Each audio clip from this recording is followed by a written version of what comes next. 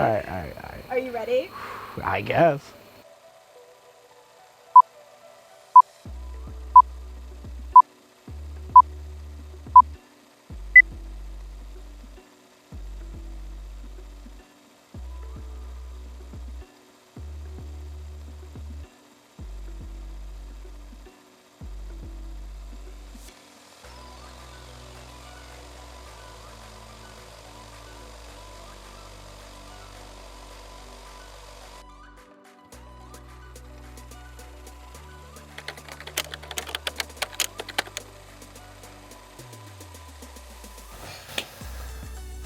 Hi, my name is Devon Colbert. I'm 26 years old. My name is Bianca Little. I am 23 years old. I'm Dylan Hall. I'm 23 years old. My name is Siobhan and I'm 34. Raymond Anthony Colbert, 52 years old. My name's Rachel and I'm 23. My name's Erin Richards and I'm 25 years old. My name is Jessica Tavernier Flag and I'm 38 years old. My name is Rebecca Lowe and I am 21 years old. This is Harrison. Harrison goes anywhere I go because Harrison breastfeeds whenever he wants to. And he laughs. He laughs. So my name is Lindsay Taylor and I'm 35.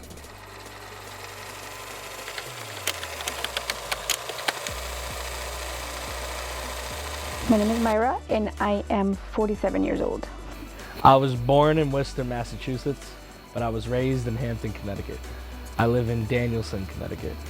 I was born in Caguas, Puerto Rico, and I was raised in Puerto Rico.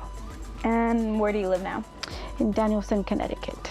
I was born in New York City, New York, and I was raised in New Jersey. I currently live in Howell, New Jersey. I was born in New Britain, Connecticut, and then I was raised in Danielson, Connecticut, and then Plainfield, which is like 15 minutes away. And where do you live now? Right now I live in Plainfield. I was born in Worcester, Massachusetts, and I was raised right outside of Worcester in a town called West Boylston. It's kind of a yuppie town. I was born in Putnam, Connecticut and raised in Blueville/Killingly, Connecticut. Where do you live now? I live in Killingly, Connecticut. I was born and raised in Malaysia. Right now I live in Willimantic, Connecticut. Puerto Rico. I was born in Fort Jackson, South Carolina. I was raised there until I was 12, and then being a military brat, I traveled all around the world. Connecticut. Yes, very huge differences. I feel like in Malaysia it exists, but it's definitely way more like subtle. There's a lot of like side eyes and a lot of like tiny remarks, but I feel like in the United States it's much more blatant, as they would say it to your face. I feel like the only difference is like Plainfield is a little different from Danielson, but I feel like it's because Plainfield has Sterling, and Sterling is more country. If you know Sterling, you know what I'm talking about. Do you want to elaborate for those who don't know? It's like, I want to say, you can cut this out, I want to say it's like Ellis Tech, but it's like, I don't know how to explain it. Like, it's just like people, It's more conservative. More conservative. They're out there in the woods by themselves, all those people in Sterling. And I think it's probably been the same, if not more, and I just didn't know it back then, and I'm seeing it now and experiencing, well, not personally experiencing it, but seeing what's happening to people who are living in this town. Kind of sad that people haven't evolved. I mean, we've evolved in so many other ways, that why can't our brains and our hearts evolve in that sense, where if we're so closed-minded for so long, what's going to happen in the future? It's only just going to progress if we don't allow us to become more open-minded. I've gone to college in other places. I've been to Portland, Maine, Boston, New York City. I've seen that there's so many different people out there, and there are open-minded people, and you can live in cities and places where you can be accepted. So why can't it happen in a small town environment? That's what I find confusing and disturbing at the same time.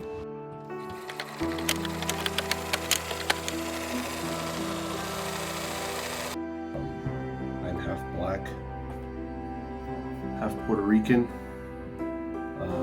straight.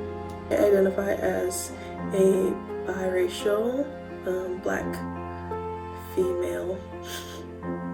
I am straight, but I like to identify as a biracial black woman because I think that it's important to identify who I truly am, while also understanding that how I am perceived is important. So my true identity is biracial. I have a white mother and a black father. However, out in the world, people look at me and they see a black woman, so I identify as both. And it might seem redundant to some, but there is a significant difference. I identify as white, not Hispanic. I identify as a straight black female. I'm half black and half white. I am Southeast Asian and I'm also queer.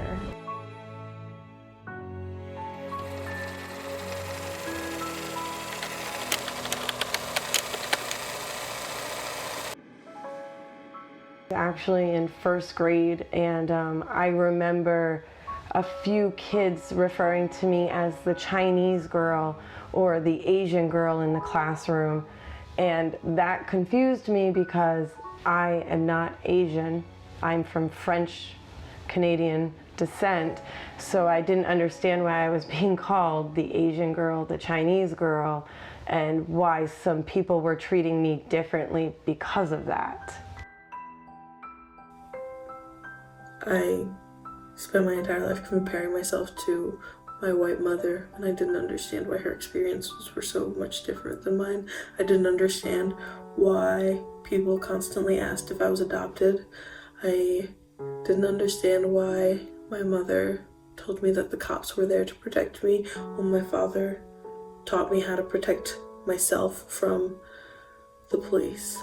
I mean, I noticed the differences when I went to Plainfield High School, just because there weren't a lot of black people there. So, you know, people make comments and stuff like that. Yes. What happened? I was in a gas station, and while I'm white and I have white skin, I'm also Middle Eastern, of Lebanese descent. And I was in a gas station that was run by a Pakistani family. And I was with my Lebanese side of the family. And you could tell, especially with like the curls in my beard and everything. And so we were asked to leave the store the moment we walked in because of the racial levels and prejudice between the Pakistani people and what I guess you could call my people. Have you got...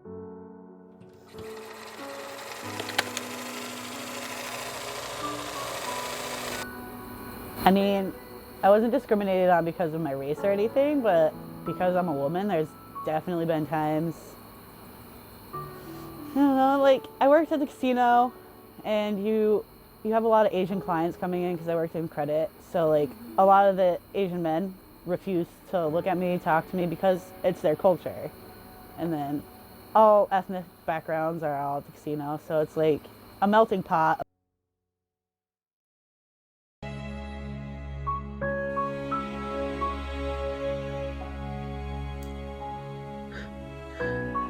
I've never in my life doubted myself as much as I have currently, because I constantly have people telling me that I'm a bad person. I am too angry, I'm too aggressive. My statistics and the facts I talk about in my experience are all constantly invalidated. That's one of the most frustrating things about liberty, is that often people of color say, this is the way the world is, and you have to get used to it because it's not going to change. But I don't believe that. I think we as a country are capable of great change.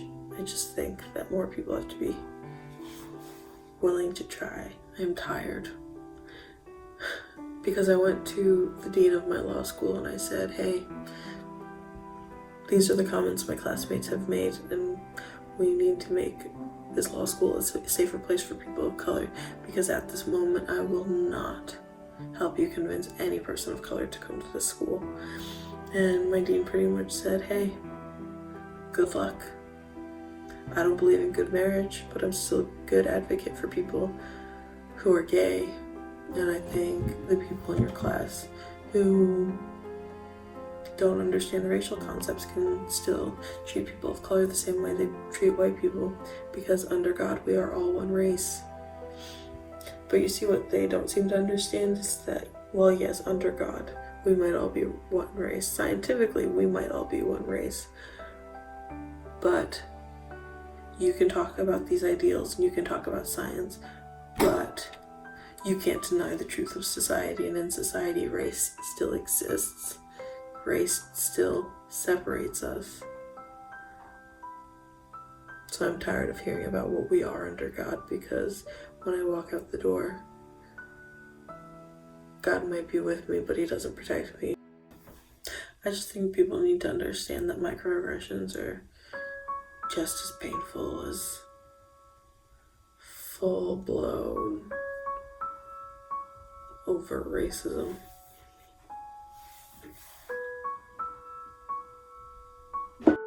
Yeah, I was definitely in West Boylston. So growing up, I grew up poor, and I didn't have access to cool clothes, or I actually didn't have the care to even wear cool clothes.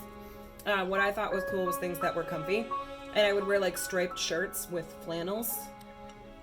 Apparently that's not so cool. I do that all the time. So I got called Scrub in 8th grade. That was my name. And I mean, I got so used to it that I laughed at it, and I thought that was cool. I do remember the first time I was discriminated against. I was probably, oh my gosh, I think it was 6th grade. A girl called me Burnt Toast. Like, that was her nickname for me, was Burnt Toast. You know what, I think even before that too, I think a kid called me the N-word in like 5th grade or something like that. It was either 5th or 6th, one of those times. I don't remember if I told anyone that or anything like that, but that's something that did happen to me. It's kind of hard growing up in a place where you don't see very much of your kind. There's only, I think, 6 or 8 of us in my grade that were of people of color, maybe even like 10, and that was it. Primarily Caucasian,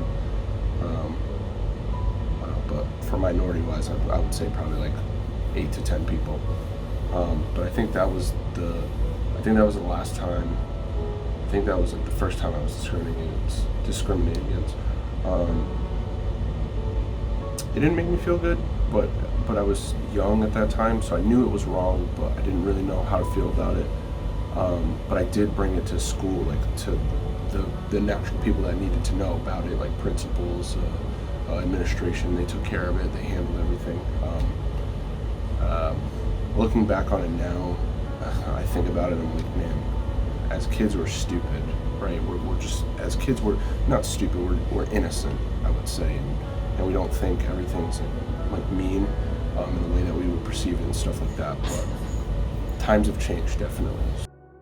The last time I was discriminated against, I would say it's pretty much every day, almost. Just because I work in retail and I have a name tag and I wear my name tag and it clearly says my name. I can actually show you. This is my name. It says Devon clearly on there. People say my name differently all the time. Either Devin, Dijon, Devron. Some people call me John because that's what they. It's more of a few people watching this might think, hey, that's not really discrimination, but it kind of is, because you're calling me what you want to call me because you can't pronounce my name correctly. I was training and my trainer, it was my last day, so I had to do everything, and I had to, she couldn't talk, because it was my day, but I had 4 older people and they wanted nothing to do with me. I will never forget. And like it was her first time experiencing like something like that. And I already knew, like working in a restaurant, like that happens sometimes. It's just like that. That older generation, they're not gonna change. They're not gonna change how they feel. We're in Eastern Connecticut. Like they don't want to see me. But every time I talked to them, they wouldn't look at me. They would just look at her over here. She was like at least a foot away from me, and they were just looking at her. And she would be like, oh yeah, you can let Rachel know, like, and they just would not. They wouldn't. And I let her know. I'm like, no, it's definitely, I think they might be racist, maybe. I hate to like label people, but. That reminds me of it was on the news the other day. There was a waiter at Buffalo Wild Wings, and a family that was black was having a birthday party for their kid, and they had to move their birthday party because a group of like a family of white people didn't want to sit next to them. They didn't want to have to look at them. Yeah, we've had people come in that I remember, like people coming into my job and asking, are there any black waitresses here? Like, can you imagine though if they had asked, are there any, or like, I only want a white waitress? I would have been like, yeah. And me being the only black waitress, I'm like, should I even like, what is going on here?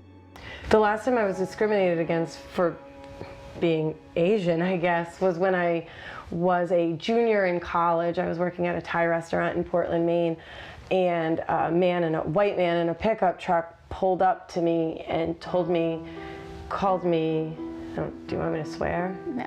Yeah? Yeah. He called me a fucking gook and told me to go back to my own country.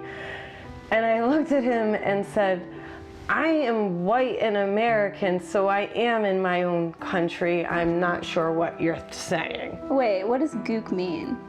It's kind of like a derogatory word towards someone who's like of Asian descent. Like a cracker? Kind of, or I don't want to say that anyway. Yeah. Like that kind of stuff. I think the last time was what I could remember was when I was at Walmart and I was just trying to buy a mirror, and it was really weird because like they have this thing where they check your cart for things that are not in a bag and everything, and it's whatever. But I was in a group where I was the only non-white person in the group, and instead of going up to any of my friends, like the Walmart worker came up to me and only me and asking about the items in my cart when like it was like a shared cart with all of my friends. Like I try to like brush these things aside, but like you can kind of see discrimination when it's blatantly at your face. The last time that I can remember I can remember it well because it was a hard one to deal with. I was at my current employer, and a job came open for the job that I did, so it would have been a lateral movement. But when I applied for the job, my supervisor at the time told me that I was not able to apply for the job because I spoke Spanish, and the job that was open didn't require a Spanish-speaking person. So I took them to the union because we are unionized, and they had to interview me, and they gave me the job because I filed a grievance for discrimination. How did going through all of that make you feel?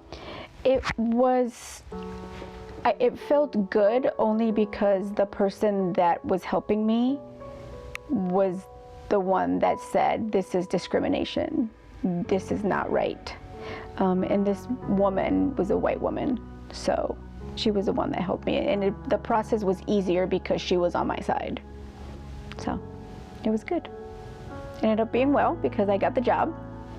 And another little thing about it is that when I got the job and went into the office, normally they give you 2 steps more pay raise for people who are bilingual, but because they didn't need it at that office, they did take my 2 steps away, which was fine because I worked closer to home and I was saving money on gas. But when people would call that needed to speak Spanish to someone in the agency, I would say no because I wasn't getting paid for that. It took about 2 years, they gave it back to me.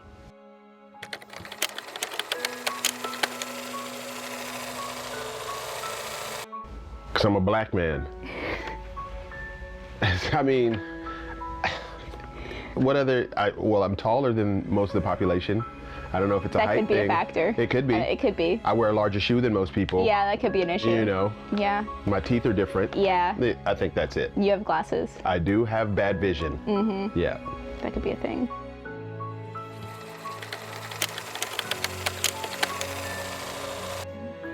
That is a good question. Yeah, I guess you can say yes, right? Because it happens all the time. It's like either you're gonna stop and let it bother you and bog you down, or you're gonna just say, okay, this is something that's happening, but I need to keep moving forward. Because actually, just talking with a friend, I feel like if every time something bad happens, right, because of my color or my gender, like I would just shut down all the time. So like I know for myself, sometimes I can't watch the news all the time because I'm tired of seeing people that look like me getting killed. And I feel like the more you like start to think about it and to want to address it, you get angry. But it's like, who are you angry at? Because it's not an individual person, it's a whole system. And I'm not changing the system today, and I'm not changing it tomorrow.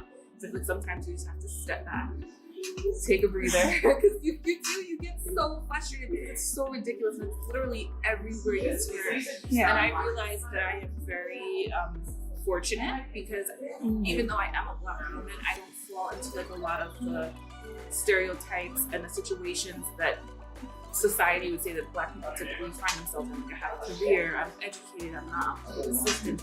All of those remedies, I'm not. I don't think you ever get used to discrimination. I think that you find a way to accept it as reality, but I don't think that's the same as getting used to it. It's jarring every time. It's shocking. It's upsetting. The white skin, I don't face it all that much. So when it does hit, it hits, and it hits different because you're not expecting it when it comes. And a part of that's definitely the privilege, I'll say, 100%.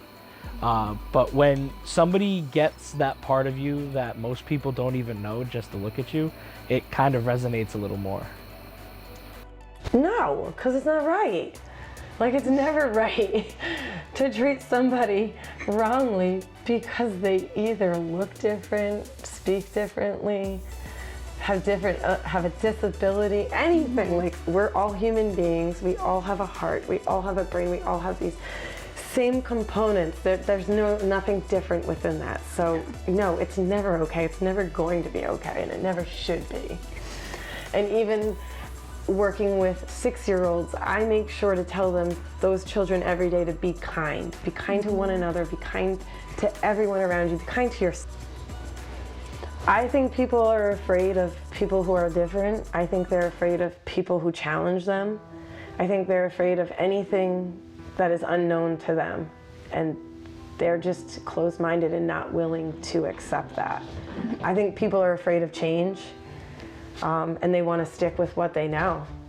Unfortunately, I'd have to say yes, because like I think it just happened so much that like there's really nothing that I could do in my power, and I kind of don't want to be punched in the face. So there's that. Sure. So one thing that stands out, my best friend is from El Salvador, and she is brilliant. Like Ivy League school, everything. Just brilliant. Wonderful woman. But I remember when we were in high school, we were in AP English, she wrote a report, and the teacher was like, there's no way that you could have written this, that you could have known this, and she gave her an F. And it was like, why couldn't she have known this? Like, we're in this AP class, obviously we're smart, we're thinking different, like, she's freaking brilliant. But it was like, your parents, you know, you don't live in a big house, your parents are not these high-level people, where did you get access to this information? And it's like, we can't judge people by that. And she thought it, and it was just kind of like, oh my gosh, I can't believe that happened, but I don't think we ever did anything outside of that. Now, again, my friends, no one has really shared anything lately that they've been discriminating against, which is great. I think we just all deal with like the microaggressions on a daily basis. Like, oh, nobody wants to be the angry Black woman, so you're saying yes to things that you don't want to do because you don't want to be seen as, oh, I'm not a team player. Because somehow, if you say no, that turns into, oh, you can never ask her anything because she's aggressive. She says no all the time. Yeah. So I think there's that. Yeah, absolutely. I have friends who are from different ethnicities. I have friends who are gay or lesbian, transgender, and they get discriminated against. And it does, I feel it in my heart. Like, we call it putting a wrinkle in your heart. And when somebody does that, it doesn't ever go away. Like, you can wrinkle up paper and try to flatten it out, but that's always gonna stay. And for me, I hate that feeling, and I hate that my friends have to experience it. So I do get upset when that happens to them, and I do want to defend them and let them know, like, I have your back and I will support you in your decisions and your lifestyle. So. I would say most of my friends of color has. Yeah. How does it make you feel when they get discriminated against? Very angry. Like, personally, I would tend to fight for my friends more than I fight for myself.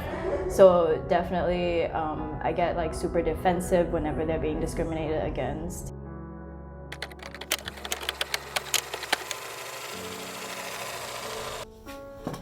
While back on the subject of breastfeeding, I have an uncle who was always my favorite uncle in the whole entire world.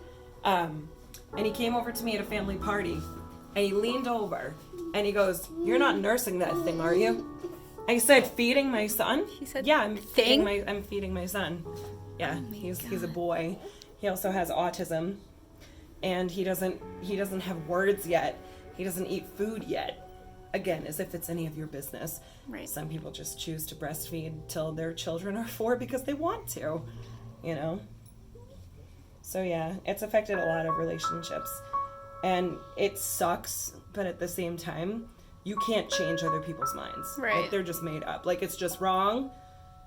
Even if it's good for me, it's wrong to them. Mm-hmm. I don't think that's right or fair. Because if I'm happy, and if I'm not doing anything wrong, why do we have to break up?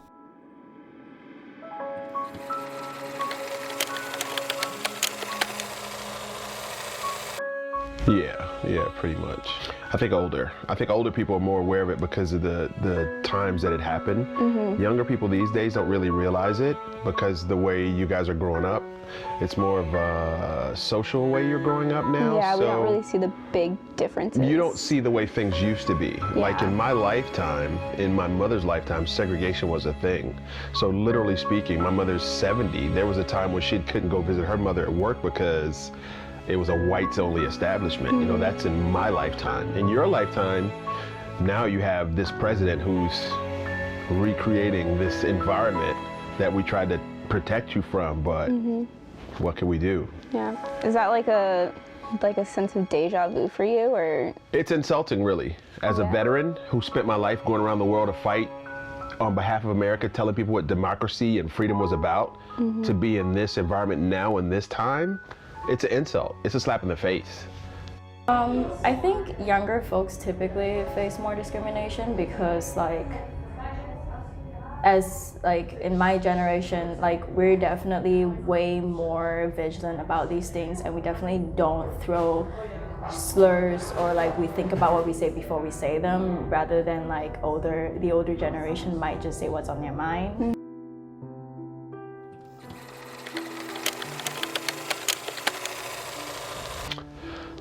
This is the sad reality is I don't think it'll ever end because the people there are people who said racism would end with a black president. There are people out there who blame a black president for racism, which is really stupid. So these people that discriminate will teach their children to discriminate. It's just going to be a non-ending cycle. I don't think it'll ever end, and that's a sad thing. I mean, there are those of us who would like it to end, but reality, this culture, the way this country was founded, nah. Do you think it would ever lessen with how, like, more kids now are kind of saying no to certain issues, like school shootings, things like that? Do you think it would ever It would have to be a lessen? really strong movement, because with every movement, there's people on the side who just don't think that movement should be out there, you know what I mean? Yeah. No matter if it's right or if it's for the common good or if it's for a good cause, you're always gonna have some dickhead out there that says, oh, they shouldn't do that. Oh my stars. I really hope gender equality doesn't happen in 208 years. I hope it's like way less, maybe, you know, maybe a few years. They're saying that long for gender equality. Lord only knows how long. I really wish both would be done sooner than later. Like, let's just get it done in the next 10 years and start accepting people, because who knows how much time we're going to have left in this world with global warming and everything. It's sad, but I don't think it's ever gonna end.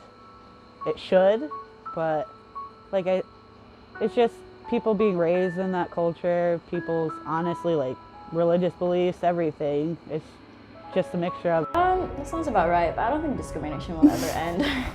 I think there's always gonna be hatred in people's lives, whether we like it or not, and it's just the matter of how long it would take for us to have the courage to stand up against it.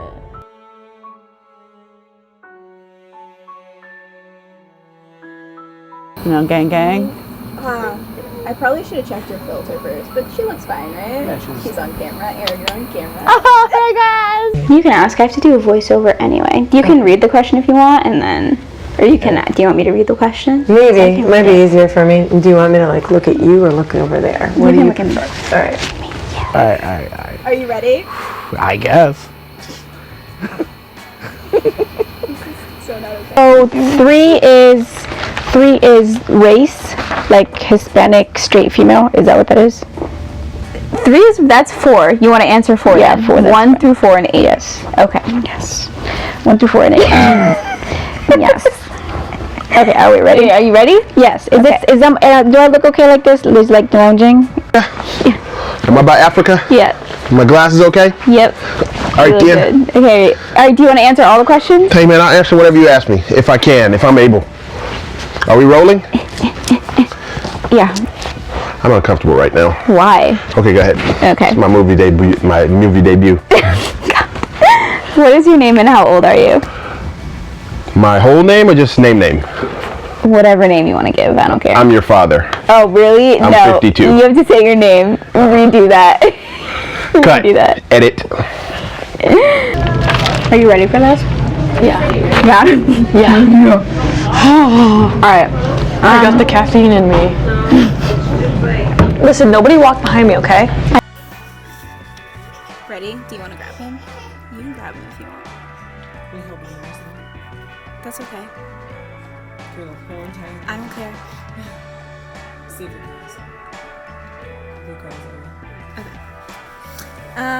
What is your name and how old are you? Were you filming that? I turned it on when I answered the phone. I'm sitting here making funny faces with like my. I turned it on just before I answered the phone. Can I offer you?